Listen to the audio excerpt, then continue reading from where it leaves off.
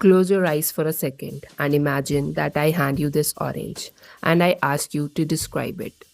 You'd probably say it's a fruit or it's orange or maybe it's sweet. In a normal conversation, you would be right.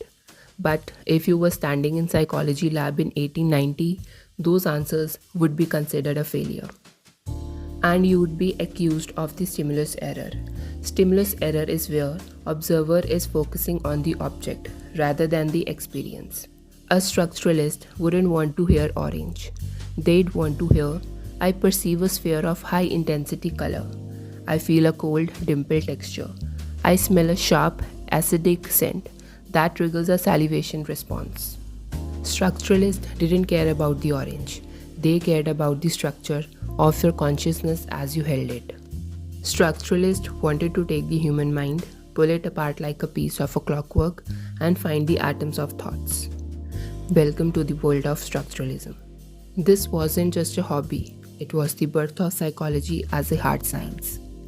It started with Wilhelm Wundt in Germany, the man who decided that if we could study biology in a lab, we could study the soul there too. But it was his student, Edward B. Titchener, who brought his mental chemistry to Cornell University. Edward Titchener was a traditionalist. He wore his professor's gown to every lecture and refused to look at anything. He couldn't break down into a basic element. He believed that if we could just categorize every single sensation, image, and feelings, we could finally have a map of the human spirit. Titchener identified over 44,000 distinct elements of consciousness. Most of them are visual or auditory. To find them, he used introspection.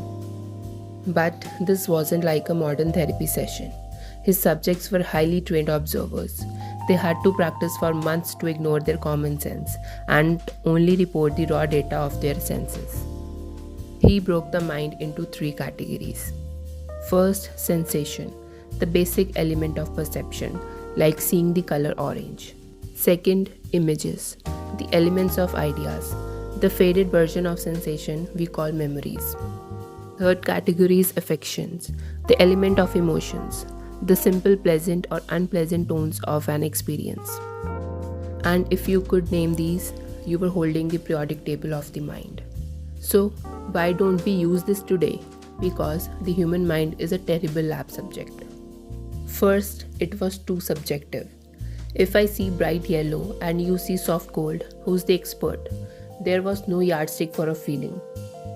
Second, it was too narrow. Titchener didn't care about children, animals, or people with mental health struggles because they couldn't perform trained introspection. But the biggest blow came from William James, who argued the consciousness isn't a collection of bricks, it's a stream. If you try to stop a stream to look at a single drop of water, the stream is gone. By analyzing the structure, they were killing the function. Structuralism died out by the 1920s, but it left us something priceless, the laboratory. Before Titchener and Wundt, psychology was just a philosophy, people sitting in armchairs guessing how we think. Structuralism insisted on measurement, hardware, and data. It was the dark academia phase of psychology, rigid, intense, and deeply flawed. But it gave the field the backbone it needed to become the science we study today. Next time you are lost in memory or tasting a piece of fruit, try to catch the atoms of that moment. You might find that your mind is a lot more complex than just a simple orange. Lastly, if you like this video, don't forget to subscribe for more deep dives into the history of psychology. I'll see you in the next one.